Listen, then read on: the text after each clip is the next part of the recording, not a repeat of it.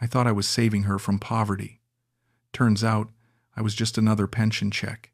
And he was there the whole time, living off my money, sleeping in my bed, while I worked 12-hour shifts back in Birmingham. I gave her everything. She gave me nothing but lies. I met Shaina on a rainy Tuesday in Tacloban. I was 68 then, recently widowed, and drowning in the kind of silence that comes when you've spent 40 years talking to someone who's suddenly gone. My daughter had been pushing me for months. "Get out of that house, Dad. You're rotting in there." She'd said it over the phone, her voice tight with worry. I'd been sitting in my armchair, the same one where my wife used to read her books, and I'd looked around at the empty walls and thought, maybe she's right. So I booked a flight, 2 weeks, in the Philippines. I told myself it was just to see something different before my body gave out completely. I landed in Tacloban on a Monday, checked into a small guest house near the water, and tried to convince myself this wasn't a mistake. The next morning, I met her. Shaina was working the front desk, wiping down the counter when I came down for breakfast. She looked up and smiled. Not the practiced smile you get from hotel staff, something softer. "Good morning, sir. Did you sleep well?" Her voice was quiet, almost shy. "Well enough," I said, still adjusting to the time difference. "It takes a few days," she said. "Where are you from?" "Birmingham, in England." Her eyes lit up. "Oh, I've always wanted to go to England. It seems so beautiful." I laughed. "It rains a lot. Not much different from here, I suppose." She smiled again and poured me coffee without asking. Black, no sugar. She'd guessed right. Over the next few days, we talked. Small things at first.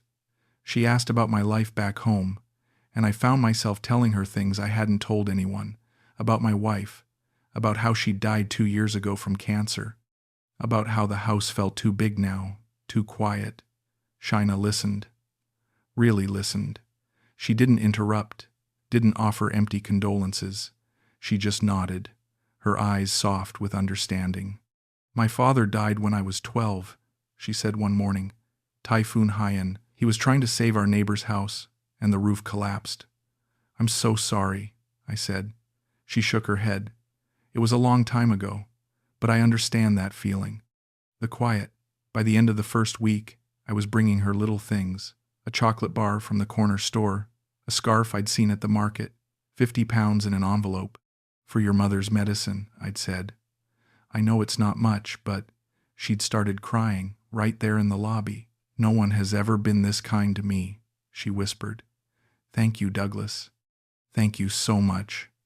That image, her tears, her gratitude, it hooked into something deep in my chest. For the first time in 2 years, I felt useful, needed, like I mattered to someone again. On my last night in Tacloban, we sat by the water. The sun was setting, painting the sky orange and purple, and Shaina was quiet, too quiet. "What's wrong?" I asked. She looked down at her hands. "I'm scared, Douglas." "Of what?" "Of staying here, of being stuck forever." Her voice cracked. "My brothers, they work in construction, barely making anything. My mother, she's sick all the time. I wanted to go to school, to be a teacher, but we don't have money for that. And I feel like I'm drowning." I reached over and took her hand. "What if I helped you?" She looked up, her eyes wide. "What do you mean?" "I'll send you money every month, for school, for your family, whatever you need." "Douglas, I can't ask you to do that." "You're not asking. I'm offering." She stared at me for a long moment, and then she leaned in and kissed my cheek, soft, innocent. "You're a good man," she whispered. "The best man I've ever met." I flew back to Birmingham 3 days later with her face burned into my memory. I couldn't stop thinking about her smile, her kindness, the way she'd listened to me like I was someone worth listening to. The first month back, I sent her 300 pounds. She sent me a video 2 days later. She was crying, holding the cash in her hands, saying she'd never forget what I'd done for her. "You saved my life, Douglas." I will never forget you. I watched that video 10 times. The second month, she messaged me, Douglas, I need to buy books and uniforms for school. It's £400. I'm so sorry to ask. Don't apologize. I typed back. I'll send it today. She sent me photos of herself in a school uniform, smiling in front of a classroom. This is because of you, she wrote. You made this possible. I felt like a young man again, like I had purpose. The third month, she needed £600. Her mother was sick again, hospital bills. I didn't question it. Why would I? She sent me photos every day, her smile, her meals, her morning walks. She called me my Douglas. And God, I loved hearing that. By the fourth month, I was sending her £600 regularly. She'd message me every week. I miss you, Douglas. When are you coming back? You're the only man who's ever treated me right. I started planning another trip. I told my daughter about Shaina over Sunday dinner. I've met someone, I said. My daughter looked up from her plate, surprised. Someone? Where? In the Philippines. Her name's Shaina. She's wonderful. My daughter frowned. Dad, be careful. You don't really know her. I know enough, I said. She's not like that. Like what? Like you're thinking. My daughter sighed. Just be careful, okay? I nodded, but I didn't listen. I didn't want to hear doubt. I wanted to believe. I flew back to Tacloban 6 months later. I'd been sending Shaina money religiously, sometimes £500, sometimes 7. I didn't mind. I had my pension, my savings. And sending her that money, it made me feel alive, like I was building something real. When I landed, I messaged her. I'm here. I'll pick you up at the guest house, she wrote back. I waited in the lobby, my heart racing like a teenager's. When she walked in, I smiled. But she wasn't alone. A man stood behind her, lean, tattooed, maybe 30. He didn't smile, just stared at me with flat, cold eyes. Douglas, this is my cousin Bryan, Shaina said quickly. He helps with my family. Bryan nodded once. Hey. Then he turned and walked out. Sorry about that, Shaina said, touching my arm. He's just protective. It's fine, I said, but it wasn't fine. Something about the way he'd looked at me, like I was an intruder, it sat wrong in my gut. That night, we had dinner at a small restaurant. Shaina kept checking her phone, typing fast, smiling at the screen. Everything okay? I asked. Yeah, just my friends. She put the phone down, but 2 minutes later, it buzzed again. She grabbed it immediately. I tried to ignore it, tried to focus on her face, her voice, but I couldn't shake the feeling that I was competing for her attention and losing. The next day, I noticed other things. Her nails were freshly done, expensive acrylics with little gems. She wore a new dress I hadn't bought, gold earrings I'd never seen before. You look beautiful, I said. Where'd you get the dress? Oh, this? A friend gave it to me. She waved it off. It's nothing, but it didn't feel like nothing. That evening, I asked about school. How are your classes going? Her face tightened. They're fine. What are you studying right now? Just general stuff. Like what? She stood up. Douglas, I'm tired. Can we talk about this later? I just want to know how you're doing. I'm fine, she snapped. Then she softened. Sorry, I'm just stressed. I nodded, but my chest felt tight. I wanted to believe her. I needed to believe her, so I did. I stayed for 2 weeks. The whole time, something felt wrong. Shaina was different. She didn't hold my hand anymore, didn't laugh at my jokes. She'd disappear for hours. I have errands, she'd say, family stuff. And Bryan, he was always around, always. One night, I woke up at 2 a.m. The bed beside me was empty. I found Shaina outside, standing near the road, on the phone. Her voice was low, almost a whisper. When she saw me, she jumped. Who were you talking to? I asked. My mom, she said quickly. She couldn't sleep. At 2 in the morning, she has insomnia, Douglas. She walked past me, back into the room. Go back to bed.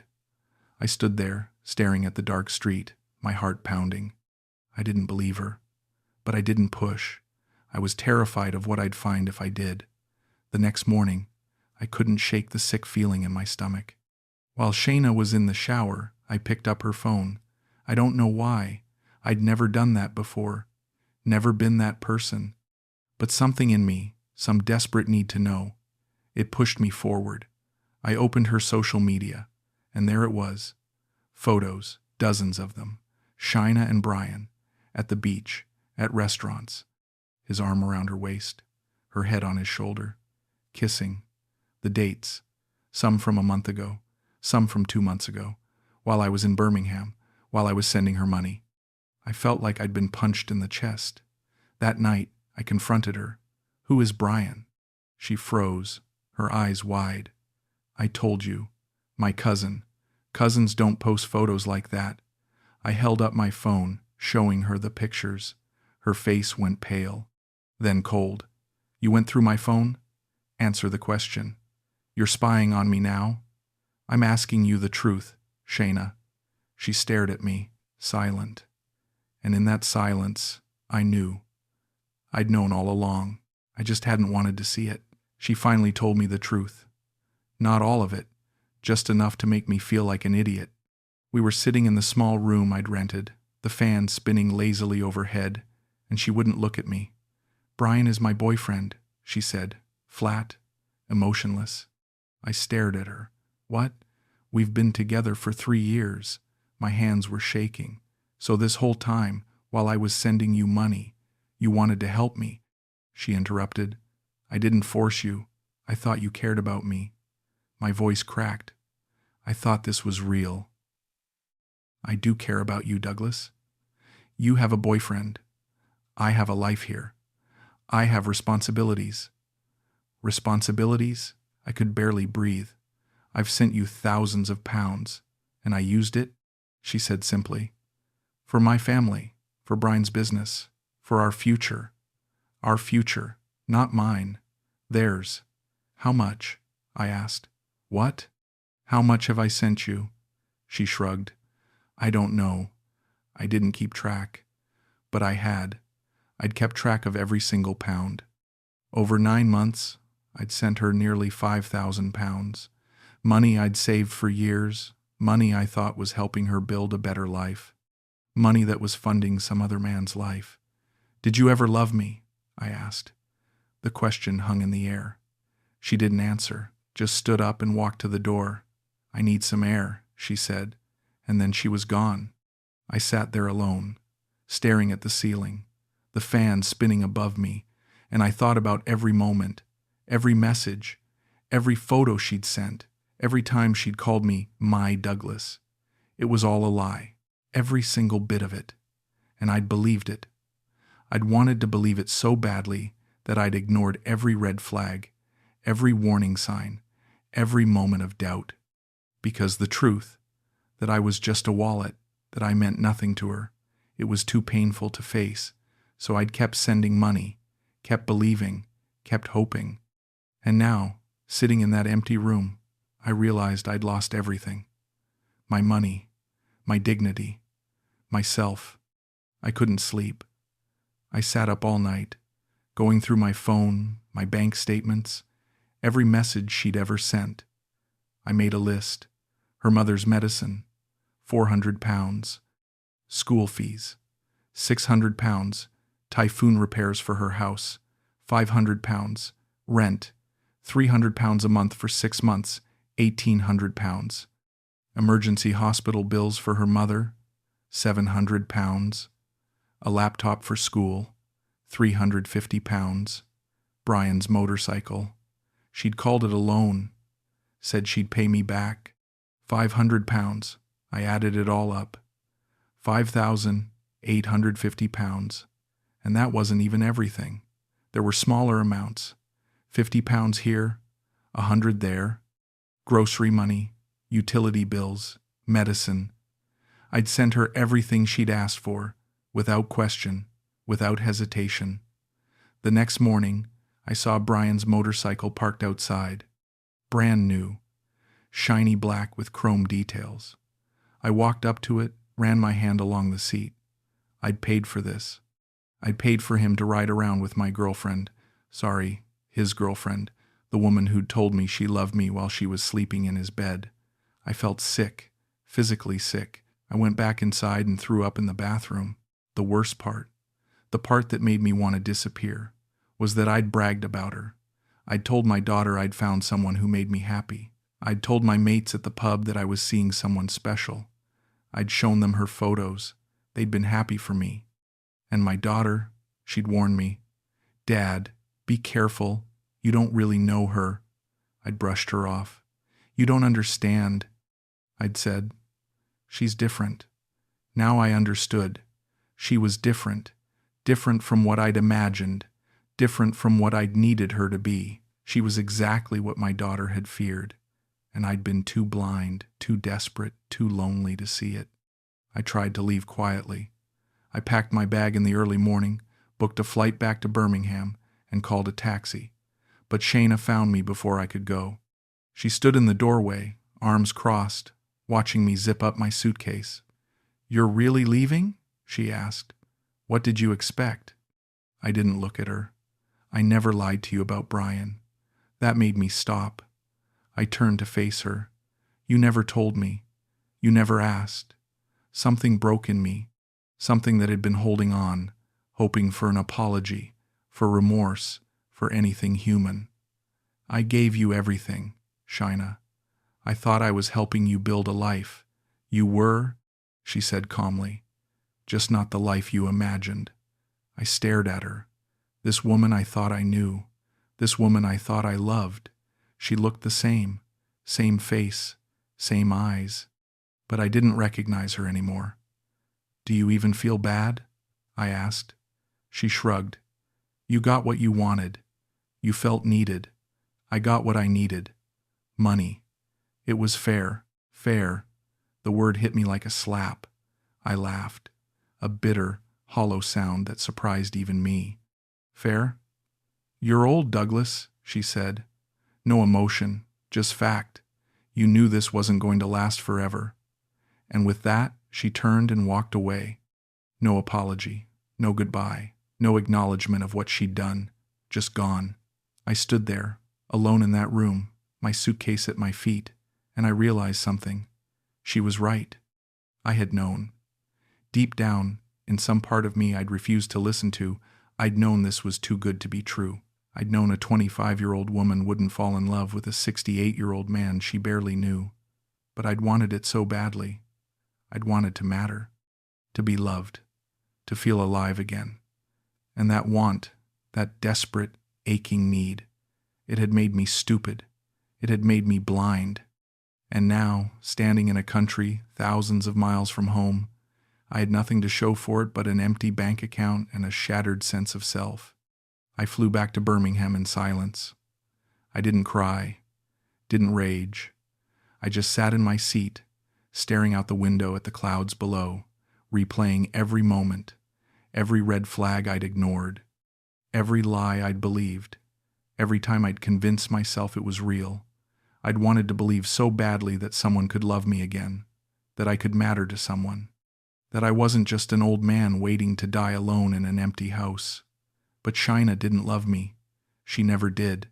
And Bryan, he'd been there the whole time, laughing at me, living off my money, sleeping with my girlfriend. No, not my girlfriend, his girlfriend. I'd just been the bank. The worst part, the part that made my chest ache, was that I couldn't even hate her. Not really, because she was right. I'd chosen to be blind. I'd chosen to send that money. I'd chosen to believe the lies because the truth, that I was alone, that I was just a wallet with a heartbeat, it was too painful to face. So I'd kept going, kept sending money, kept hoping. And now, 30,000 feet in the air, I realized I'd lost more than money. I'd lost my dignity, my self-respect, my sense of who I was. My daughter picked me up from the airport. She took one look at my face and didn't ask questions. just pulled me into a hug. "I'm sorry, Dad." "I know," I whispered. We drove home in silence. She didn't say "I told you so," didn't lecture me, just stayed quiet, letting me sit with my thoughts. When we pulled up to my house, I looked at it. The same house I'd lived in for 40 years. The same house where I'd raised my daughter, where my wife had died, where I'd sat alone for 2 years, drowning in silence. And I realized something. I hadn't lost Shaina. I'd lost myself. Somewhere between the loneliness and the desperate need to feel something, anything, I'd forgotten who I was. I'd let a stranger define my worth. I'd given away my money, my time, my self-respect, all for the illusion of being loved. And now, standing in my driveway, I had to figure out how to find myself again, how to look in the mirror and not see a fool, how to live with the weight of my own choices. Months passed. I blocked Shaina's number, deleted her photos, tried to forget, but I couldn't. Not because I missed her. I didn't, but because I kept thinking about Bryan, about how he'd stood there, watching me, knowing exactly what was happening, about how they'd probably laughed about me when I left, about how easy I'd been. One night, 6 months after I'd come home, I got a message from an unknown number. "Douglas, it's Shaina. I need help. Bryan left me. Please." I stared at that message for a long time. My thumb hovered over the keyboard. Part of me wanted to reply. Wanted to ask if she finally understood what it felt like to be used, to be thrown away when you weren't useful anymore. Wanted to tell her I hoped she felt every bit of pain she'd caused me. But I didn't. Because responding, engaging, even in anger, it would mean she still had power over me. It would mean I hadn't moved on. So I deleted the message, blocked the number, and closed that chapter for good. My daughter noticed the change. "You seem better, Dad," she said over Sunday dinner. "I am," I said, and I meant it. I wasn't healed. Not completely, but I was better. I'd stopped checking my bank account obsessively, stopped lying awake at night replaying every conversation, stopped wondering if there was something I could have done differently. Because the truth was, there wasn't. Shaina had made her choices, and I'd made mine, and now I had to live with them. But I didn't have to let them define me. Not anymore. I'm 69 now, a year older, a lot wiser. I don't send money to strangers anymore. I don't chase feelings that seem too good to be true. And I don't pretend I'm someone I'm not just to feel loved. My daughter checks in more often now. We have dinner every Sunday. She brings her kids sometimes, and I sit with my grandchildren and listen to them talk about school, about their friends, about their small, beautiful lives.